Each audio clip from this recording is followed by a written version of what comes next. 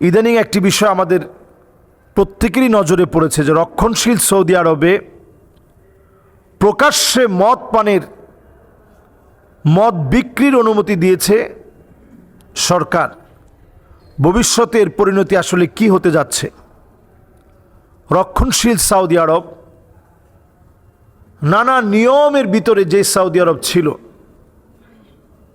আমাদের বলতে খুবই আফসোস লাগে। নবী আলাইহিসসালাতু ওয়াসসালাম একদিন ঘুম থেকে জাগ্রত হলেন। জাগ্রত হয়েই নবীজি বললেন, ওয়াইলুন লিল আরব, ধ্বংস আরবের জন্যে। ওয়াইলুন লিল আরব, ধ্বংস আরবের জন্যে। ওয়াইলুন লিল আরব, ধ্বংস আরবের জন্যে। তো নবী সাল্লাল্লাহু আলাইহি সাল্লাম যখন এই বিষয়টি বললেন, উম্মে সালামা প্রশ্ন করলেন, ওগো নবীজি, আমরাও কি ধ্বংস হয়ে যাব? ওয়াফিনা সালিহুন, আমাদের ভিতরে এত নেককাররা আছে, এরপরেও কি আমরা ধ্বংস হয়ে যাব? আল্লাহর হাবিব বললেন, হ্যাঁ, তোমরাও ধ্বংস হয়ে যাবা।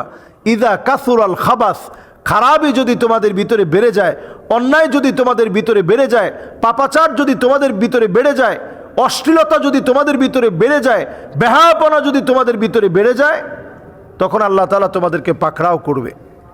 আজকের রক্ষণশীল সৌদির দিকে তাকান, রিয়াদের ভিতরে অর্ধনগ্ন নারীদেরকে দিয়ে কনসার্ট হচ্ছে।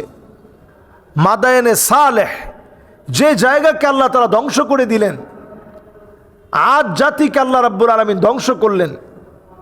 যারা বিশাল বিশাল পাথর কেটে যারা ঘরবাড়ি নির্মাণ করেছে, আল্লাহ তাআলা তাদেরকে ধ্বংস করে দিয়েছেন। আমি নিজে ওই জায়গা দিয়ে যাওয়ার সময় রসুল করিম সাল্লাল্লাহু আলাইহি সাল্লামের হাদিস মনে পড়েছে। আল্লাহর নবী যখন তাবুকে যাচ্ছেন, এই প্রান্ত দিয়ে পার হওয়ার সময় নবীজি কাঁদতেছিলেন আর বলতেছিলেন, তোমরা তাড়াতাড়ি যাও। সাহাবায়ে কেরামকে বলতেছিলেন, ইল্লা ওয়া আনতুম বাকুন, কাঁদতে কাঁদতে তোমরা এই জায়গাটা পার হবে, কারণ না জানি আল্লাহ তাআলা আমার উম্মতদেরকে বড় ধরনের আযাব দিয়ে তাদের মতো পাকড়াও করে ফেলে। নবীজি এই সময়ে ভয় পাইতেন, এই জায়গাগুলো দিয়ে পার হতে নবীজি ভয় পেতেন। বড় আফসোস আর পরিতাপের বিষয়, এখন আমাদের মন থেকে এই ভয়টা দিন দিন উঠে গেছে। উঠে যেতে যেতে এমন একটা অবস্থা, এখন মদ বিক্রির পারমিশন দেওয়া হচ্ছে। নতুন একটা সিটি করা হয়েছে, নিয়ম সিটি, যেটা পরিচালিত হবে ভিন্নভাবে, টোটালি এআই প্রযুক্তির মধ্য দিয়ে, রোবট দিয়ে নিয়ন্ত্রণ করা হবে। উড়ন্ত ট্যাক্সি থাকবে, এমন কোনো প্রযুক্তি নাই যেটা সেখানে ব্যবহার হবে না। আধুনিক সব প্রযুক্তি সেখানে থাকবে।